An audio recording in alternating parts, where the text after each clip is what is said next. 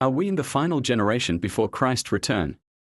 In the annals of history, few events have captured the imagination of believers quite like the rebirth of Israel in 1948. As the ink dried on Israel's declaration of independence, the First Arab-Israeli War erupted, plunging the region into a conflict that continues to this day. The fig tree had blossomed and the countdown to Armageddon had begun. This momentous occasion was not just a political milestone, it was a prophetic earthquake, shaking the foundations of biblical interpretation and igniting a firestorm of end-time speculation. The Six-Day War of 1967 and the Yom Kippur War of 1973 only fueled the fire of prophetic fervor. Evangelical movements exploded, their preachers proclaiming the imminent return of Christ with passionate urgency.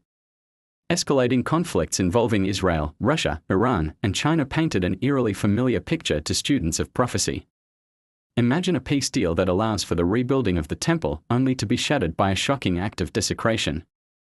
Christ returns, his feet touching down on the Mount of Olives as prophesied by Zechariah. The final battle of Armageddon unfolds, good triumphing over evil in a cosmic showdown.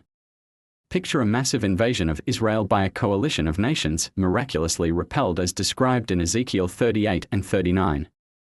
Envision a global economy enforced by a mysterious mark, just as Revelation 13 foretold. Natural disasters and economic instability multiplied like the birth pains Jesus spoke of. And in Jerusalem, momentum grew for the unthinkable, the construction of a third temple on the Temple Mount. Picture it, a nation reborn after 2 millennia of exile, fulfilling the ancient words of Ezekiel 36 verse 24. But this was no peaceful homecoming. For many, 1948 marked the beginning of the end-times generation spoken of by Jesus himself in Matthew 24.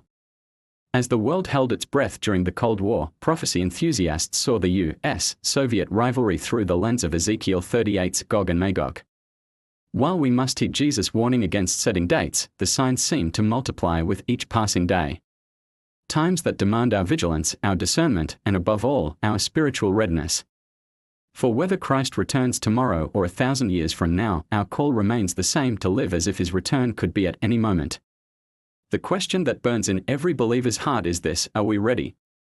And as the prophetic clock ticks ever closer to midnight, we can only wonder, what role will we play in the greatest story ever told? But history had more surprises in store. The fall of the Soviet Union in 1991 sent shockwaves through prophetic circles, forcing a dramatic reinterpretation of end-time scenarios. The horrors of 9/11 and the subsequent rise of global terrorism seemed to echo Jesus' warning of wars and rumors of wars. Iran, the modern face of ancient Persia, took center stage in end-times theories. Meanwhile, the rapid advance of technology from artificial intelligence to digital currencies had many wondering, could the mark of the beast be just around the corner? As the dust settled, new players emerged on the prophetic stage.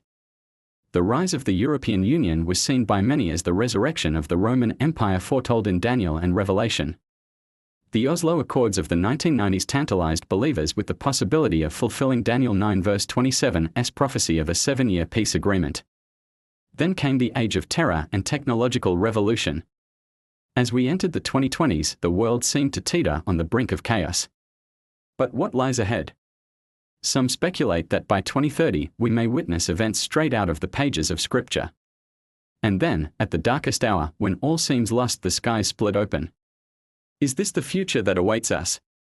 Are we truly living in the final generation before Christ's return? As we watch these events unfold with bated breath, one thing is certain: we live in extraordinary times. The stage is set. The players are in position.